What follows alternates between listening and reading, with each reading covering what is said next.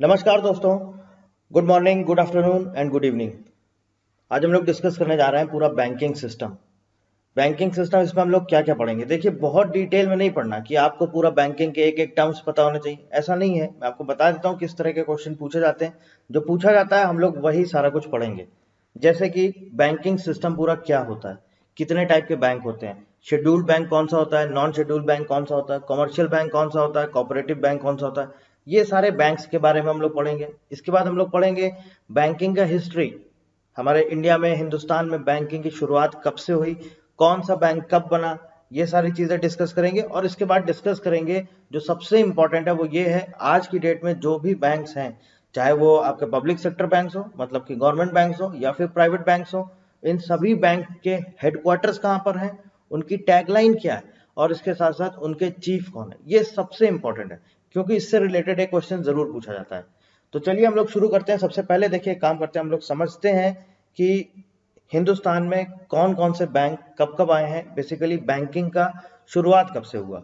तो देखिए, उससे पहले मैं आपको एक चीज बताना चाहता हूँ यहाँ पर, सबसे इंपॉर्टेंट है। अभी बहुत से बच्चों को कंफ्यूजन रहता है, जैसे कि व्हाट इज बैंक, बैंक क्या है और बैंकिंग क्या है, क्या दोनों एक ही चीजें हैं या दोनों में फर्क है।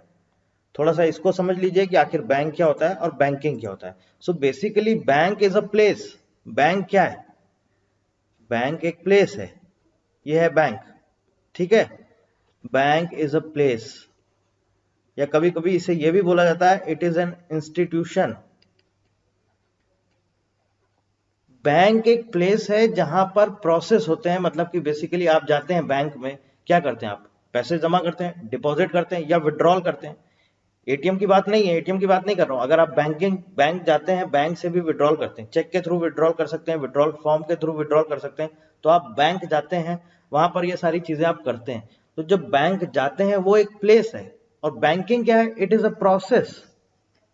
बैंकिंग क्या है, इट इज अ प्रोसेस, मतलब कि आप जाते हैं, पैसे जमा करते हैं, तो वो जो पूरा प्रोसेस है दैट इज बैंकिंग। आपको कोई लोन देता है, बैंक जो आपको लोन देता है, तो लोन का जो पूरा प्रोसेस होता है वो उसे हम बोलते हैं बैंकिंग। लोन मिलता कहाँ से है, बैंक से मिलता है। तो आपको ये समझ आ जाना चाहिए, बैंक एक जगह है और बैंकिंग एक पूरी प्रक्रिया है या प्रोसेस है। जैसे आप लोन के लिए जाएंगे तो क्या होगा, पहले आपसे बोलेगा कि ये फॉर्म फिल कर दीजिए। आप फॉर्म फिल करेंगे, फिर आपसे अलग अलग तरह की आपकी आईडी पूछेगा, फिर आपसे एक गारंटी पूछेगा, फिर उसके बाद आपसे पर्पस पूछेगा, रीजन पूछेगा कि आपको लोन क्यों चाहिए। उसके बाद पूरा सारी चीजें प्रोसेस होती हैं। फिर वो वेरीफाई करते हैं, आप जहां पे रहते हैं, आपने अपना एड्रेस दिया है, आपका वेरिफिकेशन होता है आपने सही दिया है कि नहीं दिया है। आपको सैलरी कितना मिल रहा है, जितना सैलरी मिल रहा है उसके बेसिस पे आपको लोन दिया जा सकता है। मतलब कि कभी आपकी जॉब छूट जाए, क्या है, जॉब सिक्योर है कि नहीं, आप लोन लोन पूरा आप पे कर सकते हैं, मतलब कि लोन विद इंटरेस्ट आप पे कर सकते हैं, वापस कर सकते हैं कि नहीं कर सकते हैं। ये सारी चीजें वेरिफिकेशन होने के बाद फाइनली फिर जब उनको लगता है कि हाँ सब सही है, तब वो आपको लोन अप्रूव करते हैं। तो ये जो पूरा एक प्रक्रिया है, इसको बोलते हैं बैंकिंग। ठीक है, तो बैंक और बैंकिंग में बेसिकली आपको डिफरेंस समझ में आ गया। अब हम लोग बात करेंगे, शुरुआत करेंगे, बैंकिंग की शुरुआत अपने हिंदुस्तान में कहां से हुई, कब से हुई। तो सबसे पहले समझिए, सबसे पहले अगर हम बैंकिंग की बात करें तो आपका सबसे पहले जो बैंक आया हमारे हिंदुस्तान में, आजाद भारत के पहले 1770 में आपका आया है बैंक ऑफ हिंदुस्तान। सबसे पहले जो बैंक आया है, तो हिस्ट्री की शुरुआत, बैंकिंग हिस्ट्री की शुरुआत यहीं से हुई है। क्या है बैंक का नाम, bank of Hindustan. Bank of Hindustan 1770 में, और इसके बाद 1830 तक ये बंद हो गया था, 1830 में। ठीक है, और उसी टाइम पर 17 सेंचुरी में ही एक जनरल बैंक ऑफ इंडिया भी आया था, जनरल बैंक ऑफ इंडिया। ये सिर्फ 5 साल चला था, 1786 से 1791। ठीक है, ये सब सारी चीजें इंपॉर्टेंट है, आप नोट्स बनाते चलिएगा, ऐसे ही सिंपल सिंपल क्वेश्चन पूछ लिए जाते हैं। सबसे पहले शुरुआत हुई बैंक ऑफ हिंदुस्तान से और जनरल बैंक ऑफ इंडिया से। ठीक है, 17 सेंचुरी में दोनों आए थे। इसके बाद सबसे पहले हमारा आया है bank of Calcutta. Bank of Calcutta, ये आपका कब आया है, ये आया है 2 जून 1806। ये डेट जरूर याद करिएगा, डेट भी कभी कभी पूछ लेता है, डेट नहीं पूछता है तो आपसे ईयर पूछ लेता है कि स्टैब्लिशमेंट ईयर बताइए। और उसके बाद 1809 में, 1809 में ये बैंक ऑफ कैलकाटा रीनेम हो गया, मतलब कि इसका दूसरा नाम हो गया, इसका नाम बदल दिया गया, इसका नाम हो गया bank of Bengal, bank of Bengal. ठीक है, बैंक ऑफ हिंदुस्तान आया, जनरल बैंक ऑफ इंडिया आया, इसके बाद बैंक ऑफ कलकत्ता बना 2 जून 1806 को। 1809 को इसका नाम बदल दिया गया, क्या कर दिया गया, बैंक ऑफ बंगाल। कब किया गया है, 1809 में। इसके बाद आते हैं, अगला आता है हमारा bank of Bombay, bank of Bombay, ये आपका 1840 में आया है, 15 अप्रैल 1840। ठीक है, इसके बाद आपका आया है बैंक ऑफ मद्रास 1843 में, बैंक ऑफ मद्रास, ये कब आया है, 1843 में, 1 जुलाई 1843, 1843 में। ठीक है, इसके बाद जो अभी हमने बात करी, इसके पहले आपका बैंक ऑफ कलकत्ता, जिसका नाम हो गया बैंक ऑफ बंगाल। तो बैंक ऑफ बॉम्बे यहां पर ऊपर मैं लिख देता हूं, बैंक ऑफ बंगाल। ये नाम इसका कब चेंज हुआ है, नाम इसका चेंज हुआ 1809 में, और ये आया कब था, 2 जून 1806 को। तो मैं यहां पर लिख देता हूं 2 जून 1806, और ब्रैकेट में लिख दिया 1809, 1809 में रीनेम हुआ। ठीक है, ये आपको याद रहना चाहिए, 1809 में रीनेम हुआ है। 2 जून 1806 को बैंक ऑफ बंगाल आया, 15 अप्रैल 1840 को बैंक ऑफ बॉम्बे आया, 1 जुलाई 1843 को बैंक ऑफ मद्रास आया। और इन्हीं तीनों बैंकों को क्या बोला जाता था, इन्हीं 3 बैंकों को बोला जाता था प्रेसिडेंसी बैंक, प्रेसिडेंसी बैंक। इसके बाद यही तीनों बैंक 1921 में, 27 जनवरी 1921 को आपस में मर्ज कर दिए गए, और इनका एक नया नाम रख दिया गया। नया नाम इनका क्या रख दिया गया, नया नाम रख दिया गया imperial bank of India, imperial bank of India. क्या रख दिया गया, इंपीरियल बैंक ऑफ इंडिया। और इसी को नाम बदल के इसका ही नाम हो गया बाद में SBI, imperial bank of India बन गया स्टेट बैंक ऑफ इंडिया। कब स्टैब्लिश हुआ है, 1 जुलाई 1955, स्टेट बैंक ऑफ इंडिया 1 जुलाई 1955। ठीक है, यहां तक आपको समझ में आ गया, बहुत सिंपल है। कहां से शुरुआत हुई, बैंक ऑफ हिंदुस्तान, उसके बाद जनरल बैंक ऑफ इंडिया, फिर बैंक ऑफ कलकत्ता या bank of Bengal, bank of Bombay, bank of Madras. इन तीनों बैंकों को मिला के बोला इन्होंने प्रेसिडेंसी बैंक। प्रेसिडेंसी बैंक आपस में तीनों बैंक मर्ज हो गए 27 जनवरी 1921 को। ये क्या बन गया, ये बन गया आपका इंपीरियल बैंक ऑफ इंडिया। और यही फिर 1 जुलाई 1955 को हो गया हमारा SBI, state bank of India, जिसका हेडक्वार्टर है आपका मुंबई में। ठीक है, और इसके चीफ हैं दिनेश कुमार खारा। अभी कौन कौन किस के चीफ हैं, ये सारी चीजें अभी आगे हम डिस्कस कर लेंगे। अभी हम सिर्फ हिस्ट्री पर चल रहे हैं, कौन से बैंक कब कब बने, सिर्फ डेट आपको बता रहे हैं, ताकि आपके एग्जाम में अगर डेट पूछ ली जाए तो आपको डेट पता होनी चाहिए। ठीक है, इसके बाद आगे आ जाते हैं। इसके बाद आप देखिए कौन कौन से बैंक कब से कब तक बने। सबसे पहले आया इलाहाबाद बैंक, इलाहाबाद बैंक ये आपका बना है 24 अप्रैल 1865 को, 24 अप्रैल 1865। इसके बाद दूसरा आया हमारा Punjab national bank, PNB, Punjab national bank PNB. ये कब बना है आपका, ये बना है 19 मई 1894, 1894। इसके बाद आया हमारा बैंक ऑफ इंडिया, ये 1906 में आया है, बैंक ऑफ इंडिया 7 सितंबर 1906। इसके बाद 1906 में ही आपका कैनरा बैंक भी आ गया, कैनरा बैंक ये कब आया आपका, 1906 में। ठीक है, इसके बाद आपका आ गया इंडियन बैंक, ये 1907 में आया है। और ये कब आया, जिस दिन हमारा इंडिपेंडेंस डे होता है, 15 अगस्त 1907 को। इसके बाद 1908 को आपका बैंक ऑफ बड़ौदा आ गया, बैंक ऑफ बड़ौदा ये आपका आया 1908। और ये कब स्टैब्लिश हुआ है, 20 जुलाई 1908।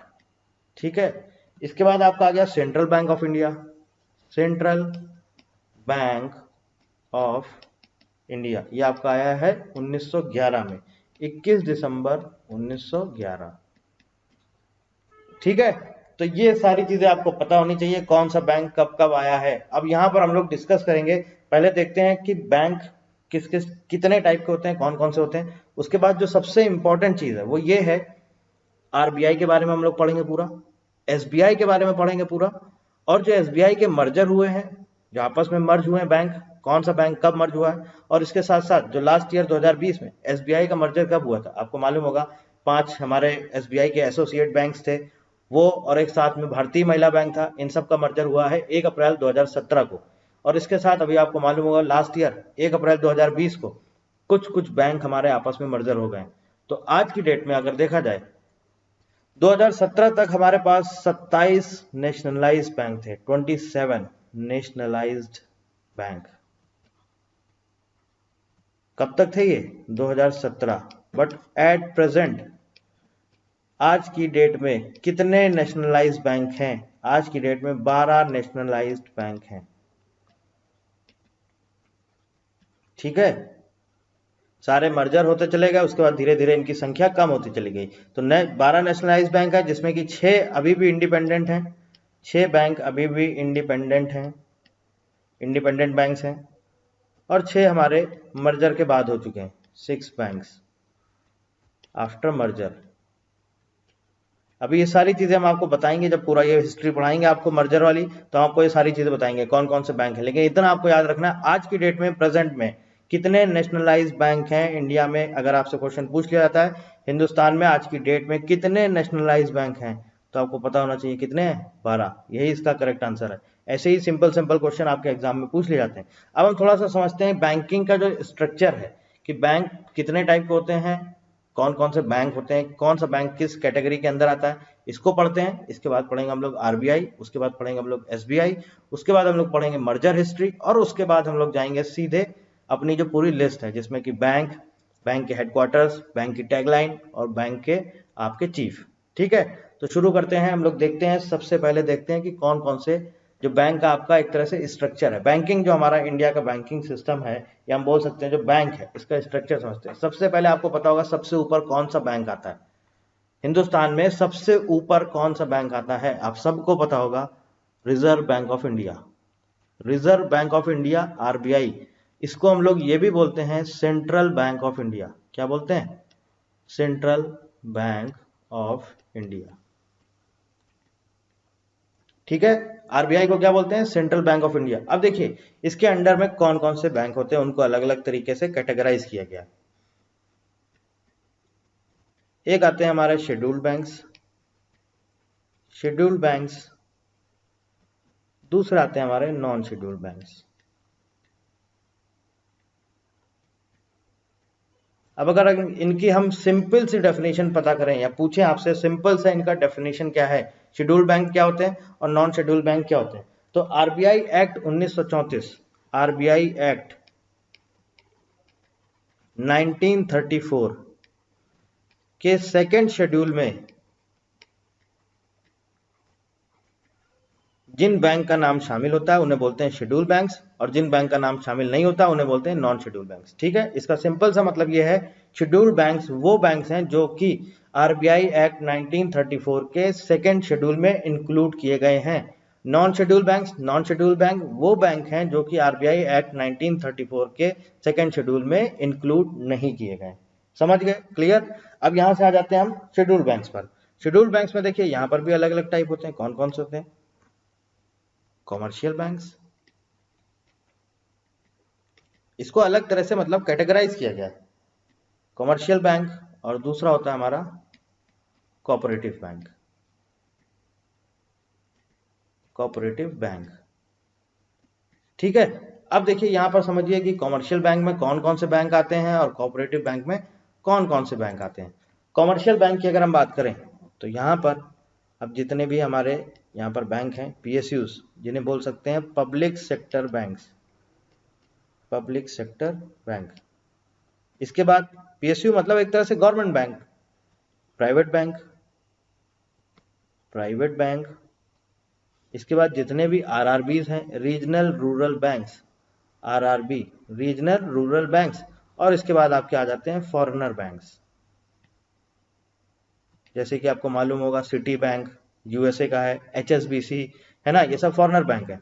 तो अब ये हो गया कॉमर्शियल बैंक। कॉमर्शियल बैंक को भी अलग तरह से कैटेगराइज किया गया। कौन कौन से बैंक आ जाते हैं कॉमर्शियल बैंक में? पब्लिक सेक्टर बैंक आ जाते हैं, प्राइवेट बैंक आ जाते हैं, आरआरबीज आ जाते हैं, यानी कि रीजनल रूरल बैंक्स, और आ जाते हैं आपके फॉरेनर बैंक्स। ठीक है, अब पब्लिक सेक्टर बैंक में कौन कौन से बैंक होते हैं भैया? जितने हमारे यहाँ पर नेशनलाइज बैंक हैं वो, या फिर एसबीआई हो गया, ये सारे के सारे आ जाते हैं हमारे पब्लिक सेक्टर बैंक के अंडर में।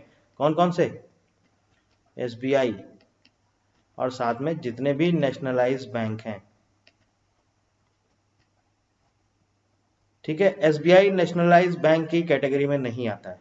एसबीआई का अपना एक्ट है, एसबीआई पार्लियामेंट एक्ट के अकॉर्डिंग बना है, एसबीआई एक अलग बैंक है।